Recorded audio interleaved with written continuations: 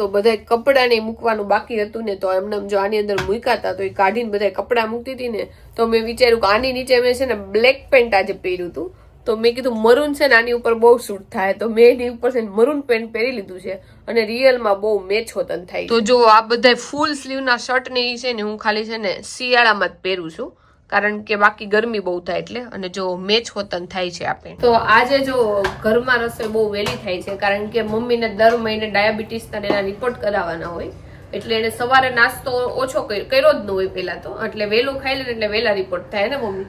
બાકી અમે 1:45 વાગે ખાઈ ને આજે મમ્મી 11:30 માં જમવા એકલા બેસી જાય. રસોઈ જો દાળ ભાત છે પછી ચોળીનું બટેકાનું શાક છે અને રોટલી છે. રોટલી બધી કરી નાખવાની છે તમારે એકની જ મમ્મી કરવાની છે? એકની પછી કરજો પછી કરવાની છે બધાની કારણ કે 11:30 બધા અમે જમવા તો બહુ મોડા બેસીશું હજી તો 1-1.5 કલાકની વાર છે એટલે મમ્મી એકલા ખાઈ લે એટલે પછી ડાયરેક્ટ રિપોર્ટ થઈ જાય. અને મમ્મી કહેશે કે પાયલ તાર રોટલી બહુ મોટી હોય એટલે જો મમ્મીને એની 2 રોટલી ખાવી છે એટલે એને હાથે વળે છે નાની નાની. કામ હોય કેવડી રોટલી કરે આવડી રોટલી આવડી તો ન હોય આટલી જ હોય અને અમારા ઘરે છે ને રોટલી મોટી જ કરે અને મારી એટલે ટેવ એવી જ છે કે રોટલી મોટી જ હું કરું. આમ જો આ ગરવામાં નો આમે તો કેવડી હશે વિચાર કરી લેવાનો. ખાલી મારથી એક ભાખરી મોટી થઈ હતી ને મને લાગે મમ્મીએ ન્યૂઝપેપરમાં છપાઈ દીધું. મને એટલી વાર કીધું પાયલ કેટલી મોટી ભાખરી થઈ હતી. જોકે એક ભાખરી મારાથી ખબર નહીં જરીક લોટ વધતો હતો ને તો મેં એવું વિચાર્યું કે લાઈને જરીક મોટી કરી નાખું પણ એ થોડીક વધારે જ મોટી થઈ ગઈ. નહીં પણ આપણે બીજું શું કામ છે મસ્ત નાજુક નાનું બનાવીને જમવાનું. જો મસ્ત મારી ફૂલેલી તમને રોટલી બતાવું જો એટલી મસ્ત મારી દડા જેવી ફૂલેલી રોટલી થઈ છે ફૂલેલી અને સાસુમાએ વણેલી.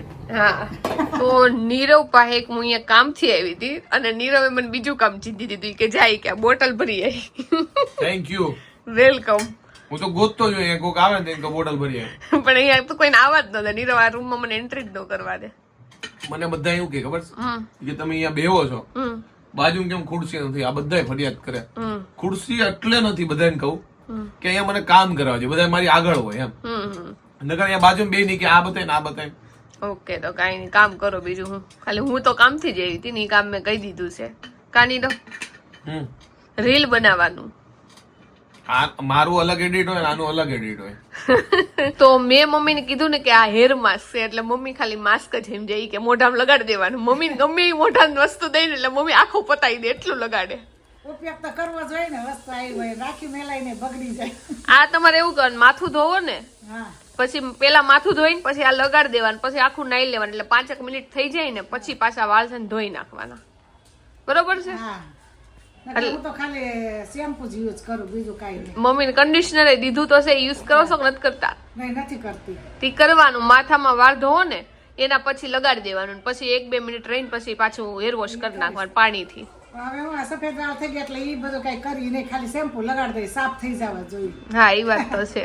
કોક વાળા લગાડી દેવાનું. હા હવે આવ્યું છે તો ઉપયોગ કરી લઈને. હા તો એમાં એવું છે કે મારી પાસે છે ને ઓઇલ ને એવી ઘણી બધી પ્રોડક્ટ હોય ને જે બધી હું છે ને કેટલી મમ્મીને દઉં કારણ કે મારું છે ને માથું ઓલરેડી ઓઇલી જ છે. હું હેર ઓઇલ ન લગાડું ને તો એમાં ઓઇલ વહી જાય એટલે મમ્મી ની બધું દઉં. મમ્મી યુઝ કરો છો કે નથી કરતા? હા બધી ઉપયોગ કરું. કોમેન્ટ બધી વાંચતી હતી આપણે વિડીયો કાલે આવ્યો ને એમાં તેમાં કે એમ કીધું છે કે આ મનોરથ એટલે શું છે એમ કે મનોરથમાં તમારી મમ્મી જાય છે તે એમ એટલે મનોરથ છે ને એ ગમે વહી ગયો ને એની પાછળ મનોરથ કરે અને એક એની પાછળ હું કહાની કહું કે ગોપાલલાલજી કરીને થઈ ગયા છે મહાસંત.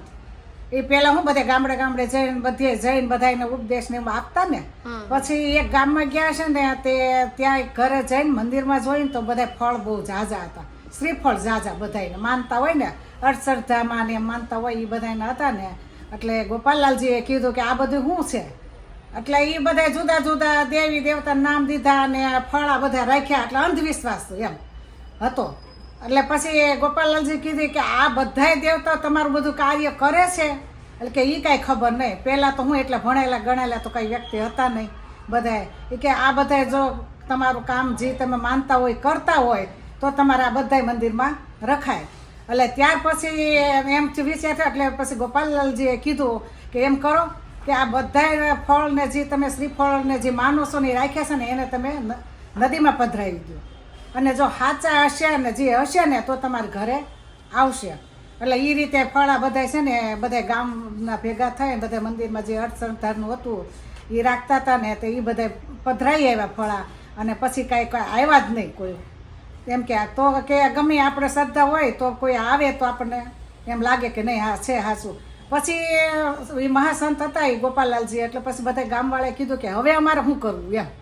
એટલે કીધું કે તો જો એ કોઈ આવ્યા તો નહીં પાછા, એ કે જો ભગવાન હોય તો પાછા આવે એમ, કે ગમે એ તમે માનો છો એ બધું, એ કાંઈ કોઈ વસ્તુ આવ્યું નહીં પાછું. એટલે કે હવે અમારે શું કરવું, એ કે તમે એમ કરો કે યમુનાજીને પછી યમુનાજી પધરાવ્યા અને તેની સેવા પૂજા ને પછી કરવા મળ્યા, અને પછી ત્યાર પછી જ આ મનોરથ ચાલુ થઈ ગયા. એટલે પછી ગોપાલલાલજી છે ને એ કૃષ્ણ એમ કહે છે કૃષ્ણ ભગવાનના ભાઈ છે, મોટા ભાઈ કહેવાય છે. પેલા સંતો હતા ને બધું આ રીતે જ બધું કરતા. એટલે આ મનોરથમાં કોઈની પાછળ કોઈ મનોરથ કરે, જે પૂગતા હોય ને એ કરે, કે બધાય તો ન લાગટ કરે. એટલે એની પાછળ મનોરથ થાય છે. અને પછી એમાં મનોરથમાં છે ને જો માળા પહેરામણી હોય, જો આ ગોપાલલાલની માળા છે, અને પછી આ ઉપરણું કહેવાય, આ ગોપાલલાલનું આ બધાને ઉપરણું આપે, બધા સંતોને બધા મહેમાનને બોલાવે, તેડાવે, અને આ બધા ઉપરણું બધાને આપે. અને ત્યાર પછી તિલક થાય, અને તેલનો શિંગાર થાય, પછી શિંગારના થાય, એવી બધી સેવા પૂજા કરે. અને 2 દિવસ ભગવાનનું નામ લે. અને એ છે વ્રજ ભાષા, ભગવાનની ભાષા તો અલગ જ હોય. અને વ્રજ ભાષામાં કીર્તન કરે. અને ત્યાર પછી બીજે દિવસે તો હામૈયા થાય, અને પછી ઢાઢી લીલા થાય. ઢાઢી લીલામાં એમ કહે છે કે ભગવાન જ આવે, એટલે એક ઢાઢણ બને અને એક ઢાઢી બને, અને એ કાર્યક્રમ થાય. ત્યાર પછી મનોરથ પૂરો થાય. આ જો આપણને તો શું છે, પેલા વડીલો જ બધા કહેતા હોય કે આ રીતે કહાની છે આની પાછળ, એટલે આપણે જાણીને તો આપણને ખ્યાલ આવે એમ. ગમે ત્યાં મનોરથમાં જઈએ તો એમ થાય કે નહીં ભાઈ આ બધું હશે, પેલા સાચું હશે. અને ભગવાનની શ્રદ્ધા ભાવના હોય એટલે બધું થાય. અને જે ગયા હોય ઉપર તો એને સદગતિ કે વ્રજમાં વાસ થાય. આ વૈષ્ણવો બધાય એ રીતે માને, અને એની પાછળ મનોરથ કરે. અને જે પૂગતા ન હોય તો આપણે ભિયાળ મોટું છે, જે ગોપાલલાલનું મંદિર હવેલી છે મોટી, અને નાના હોય માણસો એ બધા ન્યા હોતન કરે. એટલે એવું નથી, આમ મોટે પાયે જ થાય. આ 2 દિવસનો હોય કાર્યક્રમ. એ બાને ભગવાનનું નામ લેવાય અને બધાય મળી કરીએ, અને એ રીતે મનોરથ પૂરો થાય. તો રોજ આપણે છે ને 12:15 રોટલી માંડી, પણ આજે આપણે 12:30 માંડીએ છીએ, કારણ કે દાળ ભાત છે એટલે આમાં તે રોટલી ઓછી કરવાની છે, ને એમાં ઓલરેડી મમ્મીએ જમી લીધું છે, એટલે રોટલી ઓછી કરવાની છે. તો હવે ફટોફટ આપણે રોટલી કરી નાખીએ. તો જો મારા ક્રીમ કલરના ચપ્પલ છે ને એટલે બહુ ઘડીએ પડીએ મેલા થઈ જાય છે, તો આપણે એને વોશ કરી નાખ્યા છે. અને અહીંયા આપણે સુકવવા માટે જો ધાબે મૂક્યા છે. તો નીરવ માટે મસ્ત મેં ગીત એક વિચાર્યું છે. નીરવ, એક મસ્ત ગીત ગાવ. નહીં તોય હું ગાયો. હા પણ હા. लाल परी ऑरेंज परी कमरे में बंद, मुझे नीरव पसंद, मुझे नीरव पसंद, ओ नीरव जी बोल जी, मेरे बाबू जी, मेरे सोना जी, मेरे नीरव पसंद है, मुझे नीरव पसंद. એક રહી ગયું, મેરે બગ્ગા, મેરે બગ્ગા જી. કાઈ ને હુઈ જાવ એમ. આ ઇન્સ્ટાગ્રામ નો ટ્રેન્ડ છે ને, આવું કરાવે છે મને. પરાણે કાઈ લેવા જ નથી આમાં. તો આજે રાતના જમવામાં છે ને મુઠિયા ઢોકળા બનાવ્યા છે, કારણ કે જે દિવસે બપોરે દાળ ભાત અમારે થોડાક એવા પડ્યા રહ્યા હોય ને, તો એ દિવસે રાતે અમારે છે ને મુઠિયા ઢોકળા બને. તો આજ થોડાક દાળ ને ભાત પડ્યા હતા, એટલે જો મુઠિયા ઢોકળા બનાવી નાખ્યા છે.